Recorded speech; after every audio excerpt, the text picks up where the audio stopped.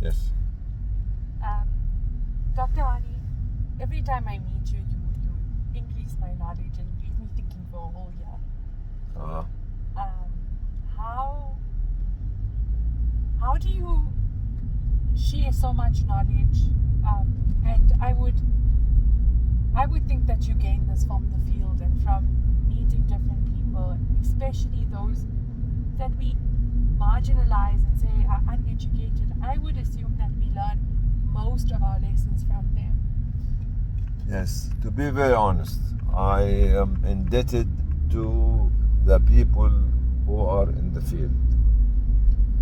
And the first country which taught me what I am trying to teach you today is Sudan.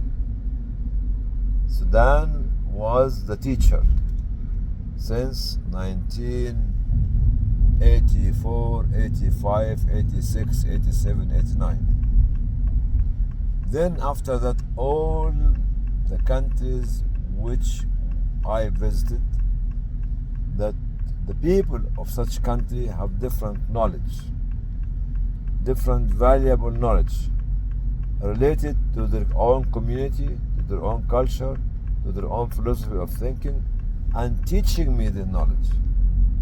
Teaching me the knowledge by the way they receive me, and receive others, the way they can express their culture, the way they can express their love and care for us as visitors, the way they can, as they live in their own country and their own society, and the way that they have the experience that they have.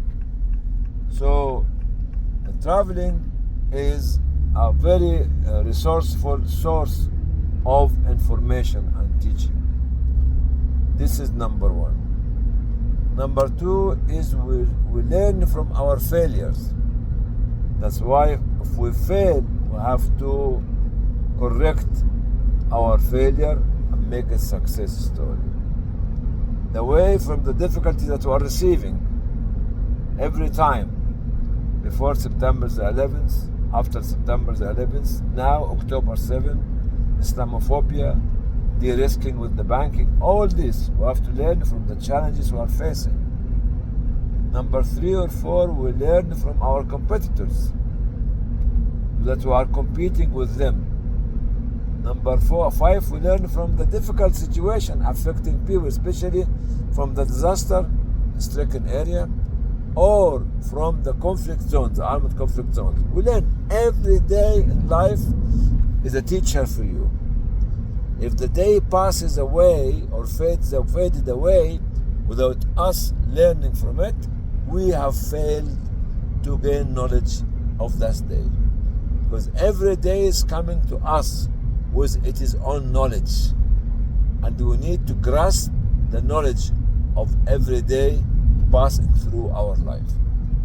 Then, from the learning process that we have, reading, writing, listening, watching, all these kind of things.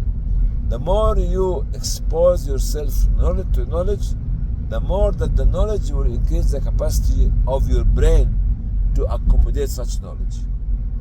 Yes, sister. So, Dr. Hani, you spoke about us being learners, but I would say that you are a teacher. So how would one be a successful teacher? How would I take these conversations that we're having in the car, these conversations and the knowledge that you're sharing with me, how do I take it back to whether it's my family at home, whether it's the volunteers who don't get the opportunity, whether it's even staff members who don't get this opportunity, the same opportunity that I get?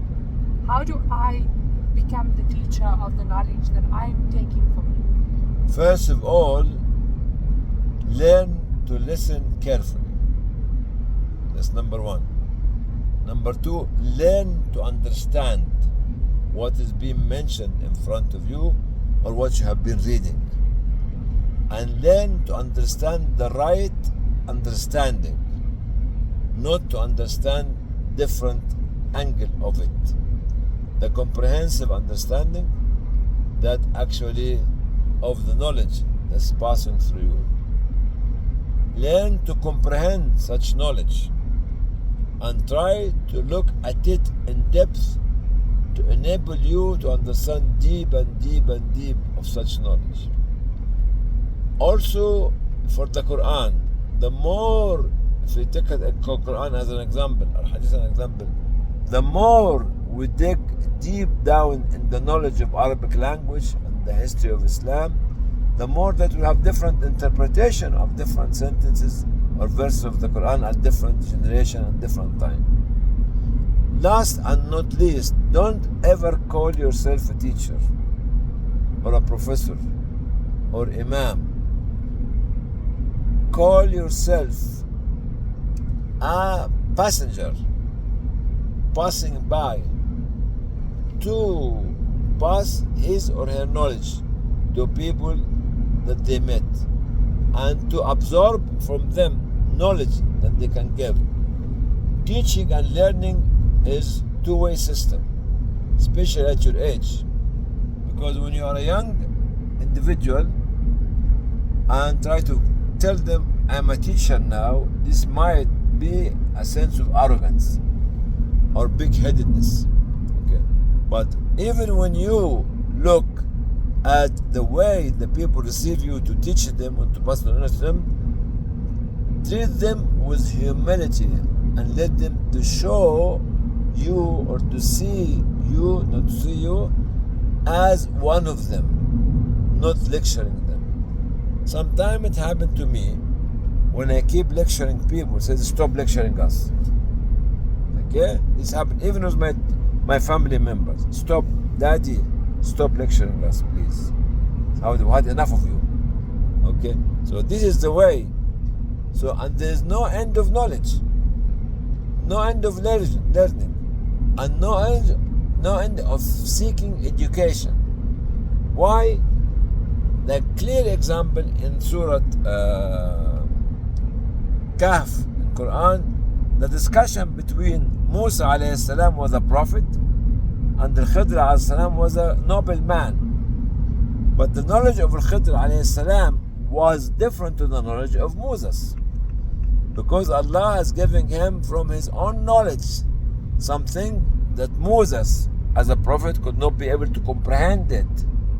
When he made the hole in the ship or the boat, when he killed the young beautiful boy, when he rebuilt the falling wall in a village actually that refused to give them a drink of water or a meal or to host them. The level of knowledge of Moses at that time was absolutely different to that of Al-Khidr. Moses was asking questions before Al-Khidr explained it. And you know that the agreement between Khidr and Musa, don't ask questions unless I explain to you. That's why Musa alayhi salam failed 3 times in these 3 instances. Because different knowledge. Because Moses thought that he is the most learned and knowledgeable individual on earth. Here, when you go with this attitude, people take a back step and maybe entertaining you by leaving you to talk without actually getting your knowledge to be comprehended and absorbed by their mind and soul in their thinking. Yes, sister. I think I need to process that. But on that note, Doctor, I think South Africa is it's a country that, poverty is becoming a little bit worse. The challenges are growing exponentially. And the question I find myself asking a lot of the time is, how do you help everyone? Because you can't help everyone. One person cannot help everyone. How do you combat when someone asks you and they need your hand, but you just can't give it because your hand is in so many other places? Well, you help what you can. You do what you can. Don't promise people. Don't promise people you see that you are going to help them. Just don't give promises.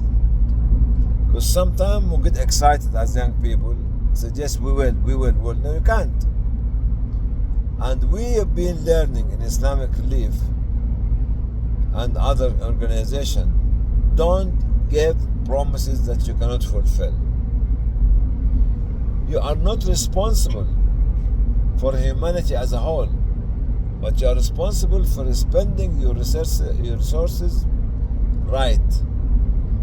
Another way, let me give you an example of one of my ideological feelings during humanitarian crisis.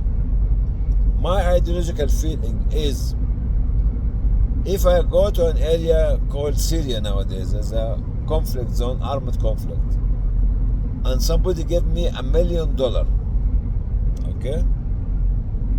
I will take this $1 million, but I'm not going to spend it only on food and drink and shelter and clothes. I will spend up to 70% of this emergency fund on these categories. But the rest, I will use it to build the community in different parts of safe places in Syria. In community, capacity building, helping municipality, local council, and all this. So with this, I am not responsible to feed every Syrian in need, but I am responsible to spend this fund wisely and to empower small community, member of community, to enable them to carry on bigger space and carry on and carry on and carry on. So because Allah only gave you $1 million, which could be sufficient for 10,000 people. You have 100,000 people, it's not your business. You don't have funds for them. So do what you can with what facilities you have. Yes. Doctor, I'd like to know one of your favorite stories from anywhere that you've been to. I know that you probably have a million, and I know that if I probably go onto your YouTube channel, I'll find one of your favorite stories. But a story that maybe changed your perspective, maybe changed your life. I know that all of them have an impact on our lives, but one of your favorite stories. My favorite story is I started coming to the humanitarian field after 3 incidents or 3 problems happened in 1982. The massacre or the conflict in Syria, in a city called Hama. The second one was the massacre of Palestinians in Sabra and Shatila camp.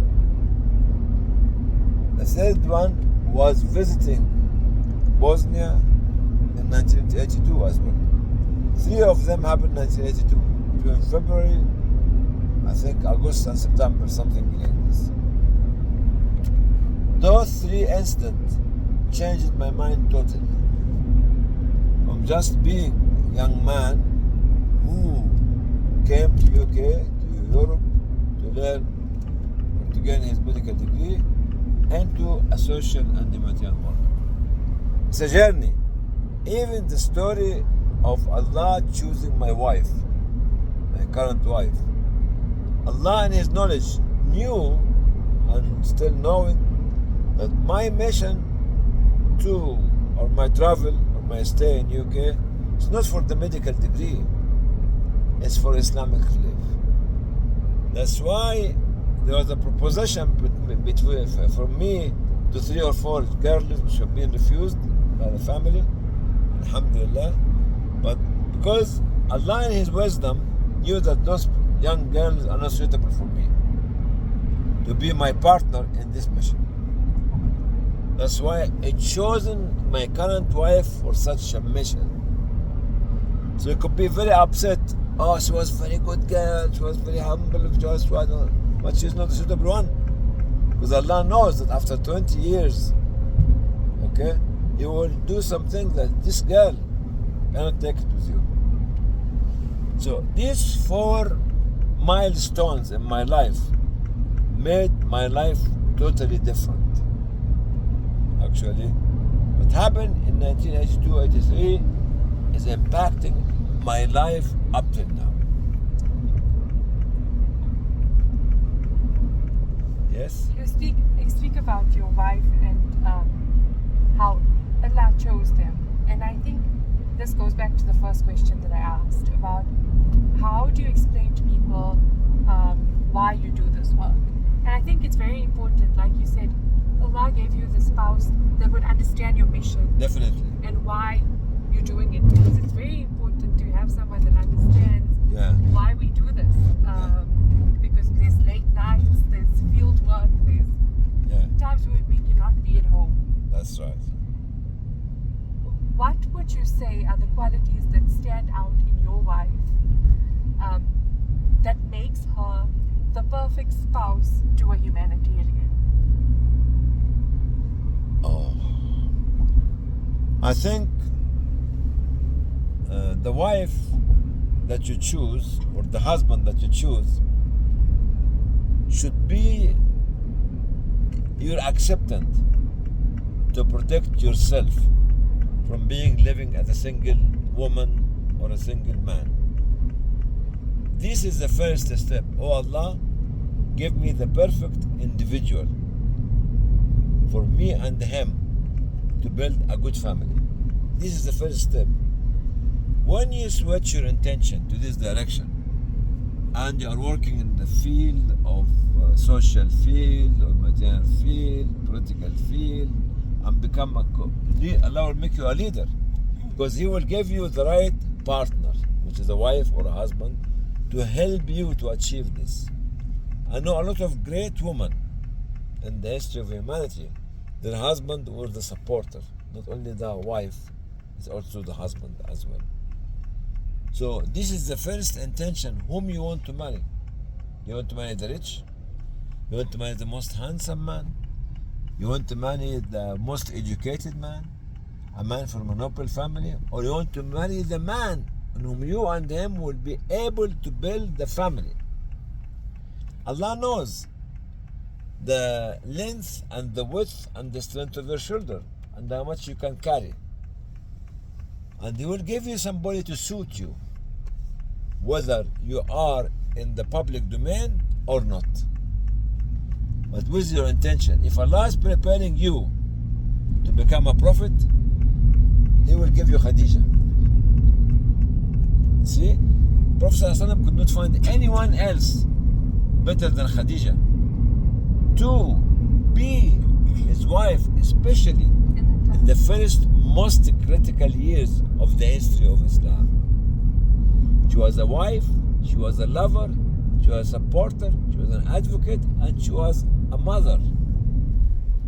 All these things was needed from a woman to stand next to a prophet who was going to face the whole humanity and to stand against what they do wrong.